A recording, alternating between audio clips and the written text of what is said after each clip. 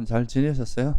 오늘은 이제 우리가 호흡 수행하고 걷기 수행 그리고 이제 일상에서 하는 수행 요 세 가지로 크게 보면 나누어서 좀 설명을 할 수 있는데요. 호흡 수행과 걷기 수행은 그 산매를 닦는데 좀 더 초점이 맞춰져 있다. 뭐 이렇게 말씀드렸고, 또 일상 수행은 아무래도 이제 호흡 수행이나 걷기 수행은 좀 대상이 제한돼 안정된 환경에서 수행하기 때문에 좀 산매를 닦기에 적합한데, 이제 일상 속에서는 굉장히 다양한 경계를 부딪히기 때문에 이때는 이제 산매를 닦는 것보다 산매에만 포커스를 맞추기보다는 다양한 그런 경계 속에서 우리가 지혜롭게 그 대상에 휩쓸리지 않고 잘 대처하는 이런 이제 힘을 기르는 것이 좀 더 중요하기 때문에 그 일상에서는 좀 더 지혜가 적극적으로 개발되는 그런 수행이다.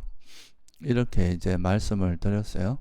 그래서 뭐 굳이 구분을 하자면 호흡 수행과 걷기 수행은 좀 사마타적인 요소가 강하고 이제 일상에서는 좀 위파사나적인 요소가 강하다. 이렇게 말씀을 드렸고요. 이제 걷기 수행은 호흡 수행에 준해서 이제 이해하시면 되기 때문에 호흡 수행에 대해서만 좀 간단히 설명을 드리면, 이제 호흡 수행을 할 때도 우리가 이제 수행을 처음 시작하면은 제일 많이 이제 발생하는 게 생각이죠. 그죠?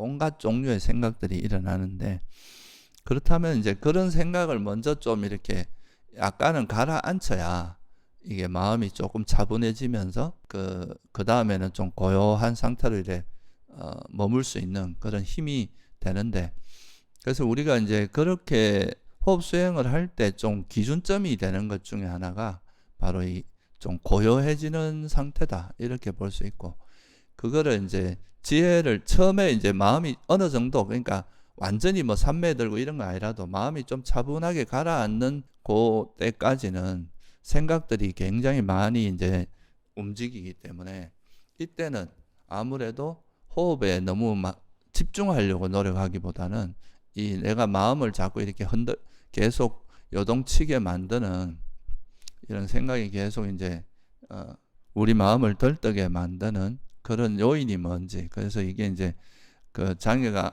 이런 생각을 움직이게 하는 대표적인 그 원인은 그 장애라고 말씀을 드렸죠. 그죠? 우리가 대표적인 게 감각적 욕망과 성냄입니다.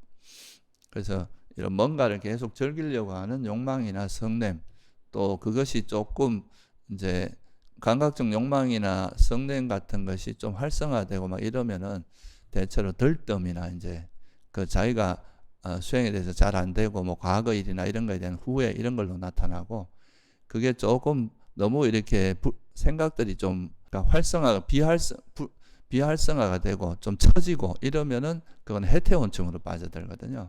그래서 이제 들뜸 후회나 해태원침 그리고 의심이라고 한 요 5가지 장애 요소가 우리 생각을 움직이기 때문에 그 처음에 막 생각이 요동칠 때는 적어도 그 생각을 움직이는 배경에 어떤 장애가 있는지 정도는 알고 이제 알아차린 다음에 바로 이제 이거를 우리가 이런 생각을 놓아버리는 방법이 다양하게 있지만, 여기서는 이제 이 생각은 어차피 일어난 생각은 그 내가 관여하지 않으면 사라지기 마련이니까 그걸 놓고 바로 숨으로 돌아오라. 그죠? 숨에 빨리 주의를 돌림으로써 이 생각을 놓아버리는. 그리고 이 생각 자체에 너무 이제 반응을 하거나 개입하지 말고 그 생각, 이런 생각이 내가 또 욕심이구나, 성냄이구나, 해태원침이구나, 덜뜸이구나, 후회구나, 의심이구나 이렇게 알아차린 순간에 그냥 이 생각은 그냥 알아서 사라지게 돼 있으니까 그냥 주의를 숨으로 돌리는 방식으로 그렇게 이제 생각을 놓아버리는 쪽으로 하라고 그랬죠. 그죠? 그리고 이건 참고로 말씀드리는데, 이제 여러분들이 앉아 있을 때 혀를 어떻게 하나 이것도 약간 고민이 되죠. 그죠? 그리고 이제 우리가 보통 이제 현대 과학에서도 이 치아가 이렇게 맞붙어 있는 상태가 턱 관절에 되게 안 좋다고 하거든요. 그래서 보통 이제 우리가 혀를 일반적으로 옛날부터 과거부터 이제 수행해 오던 분들이 수행을 할 때 혀를 입천장에 붙여라 이런 말을 많이 해요. 들어보셨어요, 그런 말? 예, 근데 그 이유 중에 하나가 천장에다 살짝 N 이렇게 발음하면 N 할 때 그 혀가 이렇게 천장에 딱 붙잖아요. 그죠? 그 약간 천장에 혀를 붙여 놓으면 치아와 치아 사이가 약간 뜹니다. 이렇게 딱 붙어 있지 않고 약간 떠 있는 그런 자세가 그 어떻게 보면 그 턱 관절한테 이 관절 그 근육의 제일 안정적인 자세라고 합니다. 너무 이렇게 딱 이를 깨물고 있는 게 굉장히 안 좋다고 하죠, 그죠? 그래서 혀는 그냥 자연스럽게 입 천장에 살짝 붙이고 치아와 치아 사이가 살짝 뜨게 그렇게 해서 이제 수행을 하는 게 좋다. 그러니까 참고로 알아두시면 돼요. 그래서 이제 우리가 그 기준점이 생각이 너무 요동칠 때는 그냥 그 생각이 장애 중에 뭔지를 알고 숨으로 돌리는 이 정도, 그죠? 그리고 나서 이제 생각이 조금 가라앉았어. 약간 고요해졌다. 그러면 그때는 이 생각이 보통 거칠게 일어나지 않거든요. 그냥 우리가 숨을 알아차리고 있는데 마음이 좀 고요해진 상태에서는 생각이 일어나도 물론 거칠게 일어날 때도 있지만 대체로 이제 어느 정도 수행이 잘 되기 시작하면 생각이 그냥 슬쩍슬쩍 스쳐 지나가는 그런 일어났다가 슥 지나가고 왜냐하면 우리가 여기 반응을 별로 안 하게 되기 때문에 그럴 때는 굳이 이게 오장애 중에 뭔지 이런 것까지 분별하지 않아도 됩니다. 그 기준점이 이게 이제 그런 생각이 일어나서 마음이 되게 어지러워질 때는 그게 적어도 어떤 장애인지 정도는 알아야 돼요. 알고 돌아오시는 게 좋고 근데 그게 우리 마음을 막 어지럽게 하거나 동요시키지 않는 정도에서 그냥 생각이 쓱쓱 지나가는 건 굳이 이걸 뭔지 이렇게 분별하지 않아도 된다.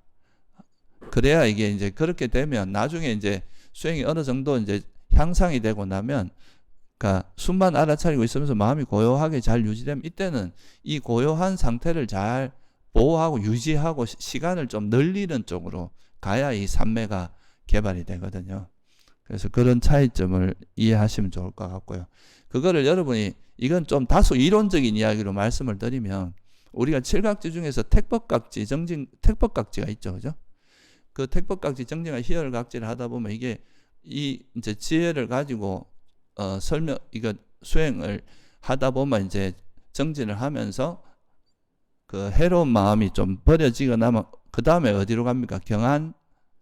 경정평이라고 하는 쪽으로 이제 바뀌는데 경안이 생기는 게 되게 중요하거든요. 그 경안이 마음이 고요해지는 거거든요. 그때부터 약간 삼매 모드로 가는 거예요. 이제 처음에 이제 생각이 좀 번잡할 때는 지혜로서 생각을 내려놓는 쪽으로 우리가 수행을 한다면 마음이 좀 차분해졌을 땐 그때는 그 상태를 좀 유지하고 그 상태가 좀 길어지도록 하는 그런 쪽으로 가는 게 좋다. 그래서 그 두 가지에 대해서 좀 설명을 드렸고 그리고 이제 또 수행이 좀 잘 될 때 막 고요해서 이제 마음도 되게 차분해지고 행복해지고 이럴 때는 또 여기에 이렇게 달라붙는 집착이 있을 수 있습니다. 이 상태가 계속 유지됐으면 좋겠다. 이런 생각들이 그런 이제 집착이 일어나면은 그것도 집착이라고 분명히 아는 게 좋아요. 이거는 사람들이 이걸 집착이라고 잘 생각을 못 하거든요. 근데 이럴 때는 내가 이게 또 순경계에 집착하고 있구나 하는 걸 알고 다시 이제 숨만 쭉 알아차리는 그 노력을 하면 된다. 이까지는 제가 자주 설명을 드린 건데 여기서 이제 이 좌선이 끝나고 나서 우리가 반조 시간을 가지게 되잖아요, 그죠? 근데 오늘은 좀 반조에 대해서도 조금 더 부연 설명을 드리려고 하는데 이 반조라는 것이 기본적으로 생각을 기반으로 하고 있는 거죠, 그죠? 반조라는 거는 내가 경험했던 거에 대해서 이렇게 돌아보면서 이게 어떤 특성을 가지고 있고 어떤 예를 들면 나한테 어떤 장애가 일어났고 이 장애를 어떻게 하면 내려놓고 이런 걸 모색하고 점검하고 탐구하고 조사하는 이런 과정이란 말이죠. 그러니까 여기는 사유 과정이 들어갈 수밖에 없어요.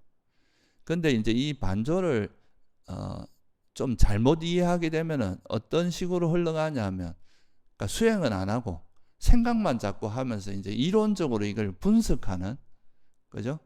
그냥 뭐 이거를 그냥 이제 수행에 하고자 하는 게 아니라 이론적으로 분석. 우리가 반조하는 목적이 뭘 것 같아요? 반조를 하는 건 그냥 단순히 어떤 생각을 해서 뭔가 이론적으로 파악하고 이런 게 아니라 뭐가 목적입니까? 반조를 하는 이유는 그것도 이제 우리가 예를 들자면 팔정도에서 말하면 바른 견해와 바른 사유가 있으면 바른 사유는 사실 지혜를 개발해서 이 지혜를 통해서 번뇌를 버리는 게 목적이거든요.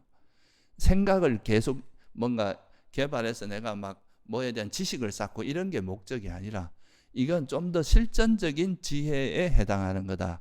물론 이제 지식적인 면도 초반에는 필요하겠지만 그게 어느 정도 지나면 내가 나한테 일어나는 장애가 뭔지를 정확히 파악하고 그 장애를 어떻게 내려놓아야 되는지, 그리고 이게 놓아졌을 때 어떤 마음인지, 이거 그런 거에 대한 지혜가 쌓이는 거거든요. 그래서 이 제대로 조사와 반조가 이루어지면 그거는 어디로 가야 되냐 하면 정진으로 이어져야 됩니다.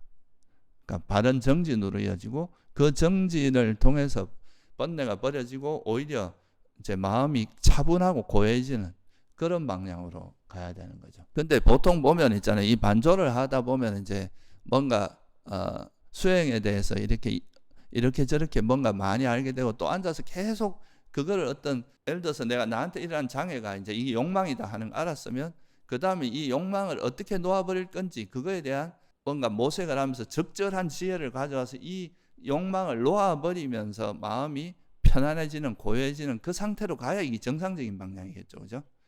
근데 그냥 이걸, 그냥 이런 번뇌가, 감각적 욕망이 있다, 성냄이 있다, 이렇게만 알고 그걸 놓아버리는 정진으로 이어지지도 않고 실제로 놓아버리면서 그것이 없는 마음을 경험하는 게 아니라 그냥 이 번뇌에 대해서 분석만 하고 있으면, 이 원인은 뭐고 이렇게 분석만 하고 있으면 그게 올바른 수행이라 할 수 없겠죠. 그죠? 그래서 그 반조의 목적이 뭔지를 정확히 알아야 되는데, 이거를 아까 제가 말씀드린 칠각지를 가지고 좀 더 이론적으로 설명을 드리면, 그 반조라는 거는 이제 대표적인 그 반조의 가장 대응이 되는 그 칠각지가 택법각지거든요. 택법각지 자체가 그 조사예요, 조사. 원래 그 영어로는 전에 제가 말씀드렸지만 법에 대한 조사라 그랬죠, 그죠? 이 뜻 자체가 법을 조사하는 겁니다. 내가 수행을 통해서 경험했던, 여러분이 이제 수행하다 보면 이런 생각도 일어나고 저런 생각, 이게 또 욕망이구나, 성냄이구나, 이렇게 자기한테 일어난 그 마음에 대한 통찰이 쌓이잖아요. 이게 바른 기억이거든요. 이런 거에 대한 그 정보들이 막 쌓이는 거죠.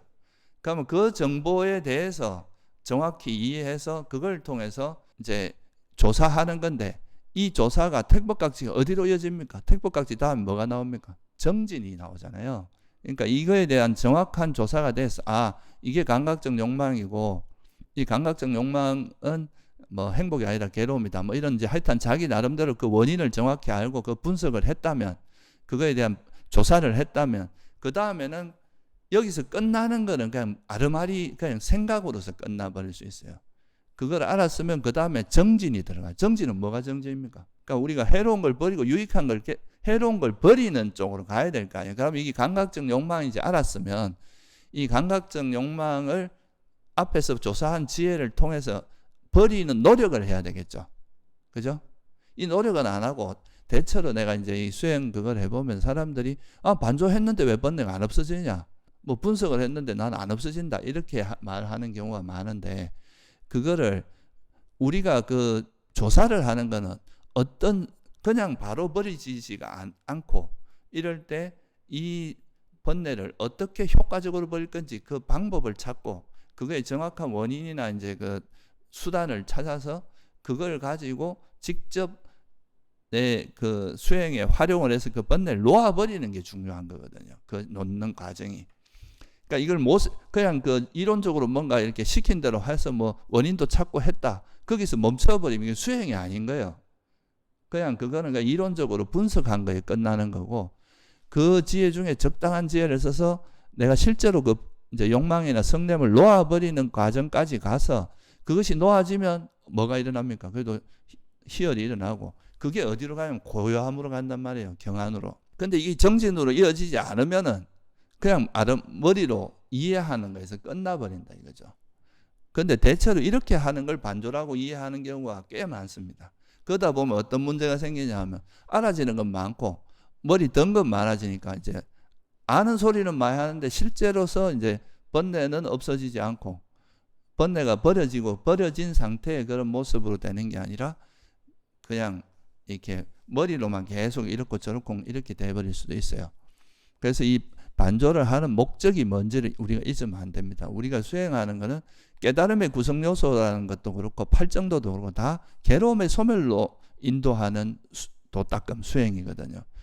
그러니까 이제 그런 우리가 반조를 하는 것은 내가 어떤 나한테 일어난 그런 감각적 욕망이라는 것도 우리가 세속적으로 말하면 나한테 어떤 문제가 생긴 거예요. 그죠? 내 마음에서 어떤 문제가 수행에 방해되는 어떤 상황이 발생했으면 이 상황을 처리해서 이제 이런 방해가 안 되는 마음 상태로 바꿔야 되잖아요. 근데 그 바꾸는 과정에서 내가 즉시 그냥 알아차린 순간에 사라져 버리면 그 문제가 되지도 않고, 이게 이제 그런데 우리가 이제 이게 잘 안 되고, 또 특히나 이제 우리 마음에서 좀 고질적으로 일어나는 번뇌들 같은 경우는 한 번 버려져도 또 일어나고 하기 때문에 그 번뇌의 원인이나 노력의 방향이나 이런 걸 정확히 이해하고 해야 노력이 좀 효과적이 되거든요. 그냥 막 아무 생각 없이 그냥 무대포로 수행하면 수행의 효과가 좀 떨어져요. 노력하는 만큼 효과가 안 일어난다는 거예요. 그래서 이제 그런 반조 과정을 통해서 어떻게 해야 이 장애가 버려지는데 나한테 잘 맞고, 여러 가지 시도를 해볼 거 아니, 그 중에 잘 맞는 방법을 이제 쓰게 되고, 이렇게 몇 번 쓰다 보면요, 그 다음에 이렇게 생각할 필요도 없어. 바로바로 작동을 하게 돼요. 그 지혜를 쓰면 바로 이제 장애가 버려지는 이런 단계까지 가는 거죠. 그래서 이 반조라는 것은 반드시 정진이 따르고, 그 정진을 통해서 번뇌가 버려진 상태, 그런 고요함이 생기는 것까지 갔을 때, 제가 항상 뭐 요즘 와서 자주 이야기하는 이 수행의 한 주기가 되는 거거든요. 그렇게 되지 않고 그냥 이 머리로만 생각하고 끝내버리면 이건 올바른 반조가 아니에요. 그건 생각만 하고 끝나는 겁니다. 그래서 이 반조는 반드시 수행적인 의미라는 것을 아셔야 돼요. 반드시 택법각지 다음엔 정진각지가 따라온다는 거죠. 정진각지를 통해서 그것이 버려졌을 때 희열이 생기고, 그 다음에 뭐가 생깁니까? 고요함으로 가잖아요. 그러니까 우리가 세속에서도 어떤 문제가 생겼을 때 그 문제를 정확히 인식하고 그걸 어떤 적당한 방법을 써서 그걸 해소했을 때 우리가 뭔가 이렇게 하면 되는구나 하는 노하우가 생기는 거잖아요. 그런 노하우들이 쌓였을 때 이제는 세속에서 웬만한 일은 내가 처리할 수 있는 어른이 된다는 건 그런 거거든요. 진짜 어른이 된다는 거는. 근데 그거를 그냥 인지는 했지만 그 문제를 해소하지 않은 채로 그냥 계속 그대로 내버려둔 상태에서 가게 되면 그건 문제 해결이 되는 게 아니라 계속 문제가 해소되지 않은 상태로 계속 쌓이는 꼴밖에 안 되잖아요. 그죠? 그래서 그 반조라는 것이 이제 반드시 그 장애를 알아차리고 이 또 고질적인 이 원인이 뭔지도 한번 파악하고 하지만, 이거는 반드시 이제 그런 그 정진으로 이어져서 실제로 이제 장애를 놓아버리는 쪽으로 활용이 되도록 해야 된다. 장애나 이제 자기 번뇌를, 그리고 장애가 버려졌을 때 그 장애가 버려지면 이제 경안이나 삼매나 평온 이런 게 오는데, 이런 마음을 어떻게 잘 유지하는지, 또 이런 마음을 가지고 우리가 이 평온을 가지고 또 이제 평온한 마음을 기반으로 해서 이제 현재를 관찰하면 거기서 또 아주 훌륭한 또 통찰력이 생길 거 아니에요. 직관지가 생깁니다.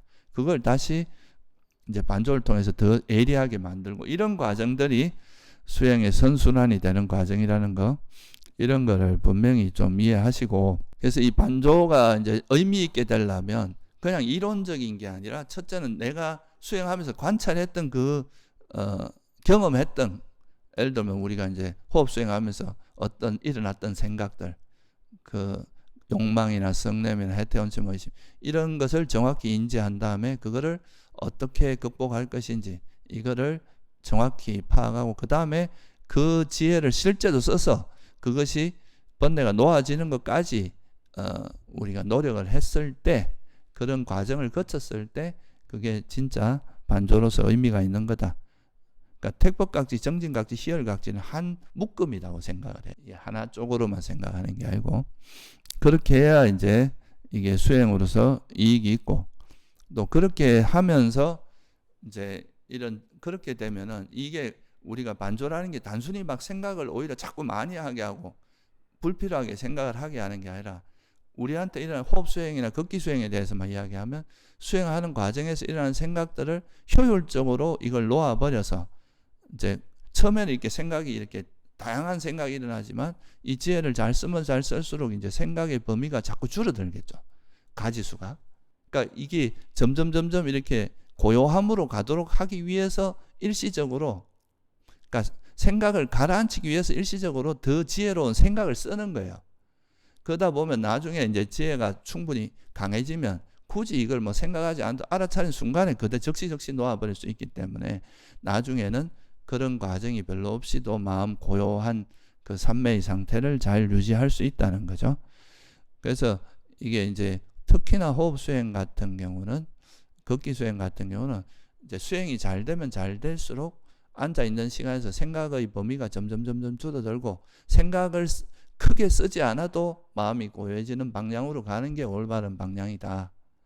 그리고 이제 그 자선이 끝나고 난 다음에는 우리 마음이 충분히 고요해졌다 싶을 때는 그때는 자기가 수행한 거 한번 점검하면서 또 잘 파악을 해두면 이게 다시 다음에 수행할 때 적극적으로 활용이 될 수 있거든요. 그런 방향으로 가시면 된다. 그래서 처음에 이제 그 전체 흐름을 보면 이제 처음에 수행할 때는 생각이 좀 많이 일어나기 때문에 이때는 지혜가 좀 더 적극적으로 쓰이는 거고, 그죠? 활용이 되고, 수행이 좀 잘 되면 잘 될수록 이제는 지혜가 적극적으로 드러나는 게 아니라 이제는 삼매 고요함 상태로 쭉 가면서 지혜는 좀 드러나지 않게 스포트 해주는 형태로 바뀐다는 거. 이게 이제 일반적으로 삼매 수행의 특징이고요. 그리고 일상에서도 똑같은 과정인데 일상에서는 좀 호흡 수행이나 걷기 수행처럼 삼매를 포커스를 맞춘다기보다 아까도 말했지만 일상에서 다양한 대상을 접하니까 그 대상을 접할 때 장애 없이 대처하는 방법을 배우는 거다. 그죠?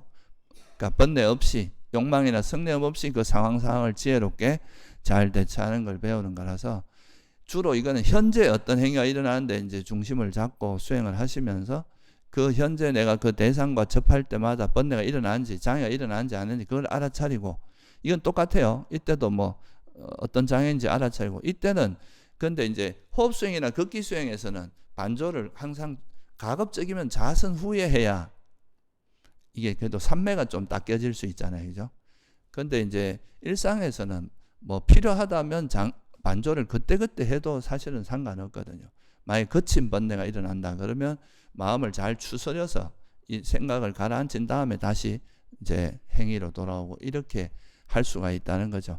그래서 좌선 때는 그거를 알아차린 다음에 그냥 바로 이제 숨으로 주의를 돌리는 방식으로 이거 이제 웬만하면 생각을 내려놓는다면은 일상에서는 굳이 그렇게까지 막 삼매에 머물려고 애쓰지 않아도 그 만약에 장애가 일어나면 그 장애를 알아차리고 이거를 뭐 즉시 현재로 돌아오고 뭐 가벼운 거는 뭐 금방 알아차리기만 해도 놓아지니까 그렇지 않고 좀 생각이 막 어떤 인간관계 속에서 거칠게 화가 나고 이러면 이 생각을 잘 지혜를 써서 잘 추스린다는 게 일종의 이제 이 생각을 반조를 하는 거거든요. 이게 위험함, 뭐 해로움이나 또 이게 내가 집착하고 있는, 화내고 있는 게 무상고무하거나 공이라거나 이런 지혜를 써서 그 생각을 내려놓은 다음에 다시 말을 하거나 행동을 하거나 마음을 쓰는 방식으로 좀, 그러니까 이때는 일상에서는 반조가 조금 더 좀 적극적으로 활용될 수 있는 거다.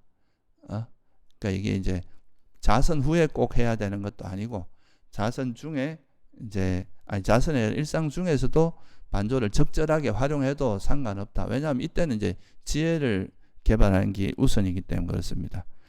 그 대신에 여기서 이제 하는 것도 항상 이 반조를 하는 목적은 나한테 일어난 생각을 놓아버리는 정진을 해서 이걸 놓아버리기 위해서 하는 거지. 그냥 단순히 그냥 분석하고 분별하기 위한 것은 아니라는 거. 그러니까 다시 말하면 반조를 잘하면 지혜도 생기지만 이게 뭐가 생긴다는 거예요. 그러니까 반조 자체가 지혜를 생기게 하는 게 있지만 이 반조를 통해서 또 뭐가 생기는 과정을 거쳐야 삼매가 생긴다 이거죠. 또 이 삼매가 더 지혜를 더 개발시켜 주는 것도 있고, 그래서 그냥 정상적인 올바른 방향의 반조라면은 지혜뿐만 아니라 뭐가 같이 개발될 수밖에 없다. 삼매가 개발될 수밖에 없다. 오히려 생각이 단순화되고 그냥 단순히 분별 쪽으로만 가면 생각이 복잡해집니다. 근데 이제 수행을 통해서 이런 반조가 이루어진 사람은 생각도 단순해지고 오히려 어떤 일상 속에서도 뭐 할 때 뭐 복잡하지 않고 딱 이건 해야 될 건지 안 해야 될 건지 그거에 대해서만 정확히 판단해서 이게 유익한 거라면 행동하고 유익하지 않은 것만 안 하고 이렇게 단순하게 접근할 수 있는데 오히려 이제 이런 반조를 생각으로 그냥 이제 실제 정진이 따르지 않고 머리로만 했던 실전적인 지혜로 익혀진 게 아니라 그냥 사고로서만 이어진 그런 지혜는 어떤 오히려 머릿속이 복잡해지고 상황에 대한 판단도 이제 냉철하지 못하게 되고 그런 거다. 그래서 그 부분을 좀 이해하시면 좋을 것 같습니다. 그래서 오늘은 제가 그 기본적인 수행의 방향성과 그리고 특히 반조에 대해서 오해하고 있는 부분에 대해서 한번 말씀을 드렸으니까 오늘 이런 걸 좀 염두에 두고 한번 수행을 해 보시기 바랍니다. 그러면 또 실습을 좀 해 보도록 하겠습니다.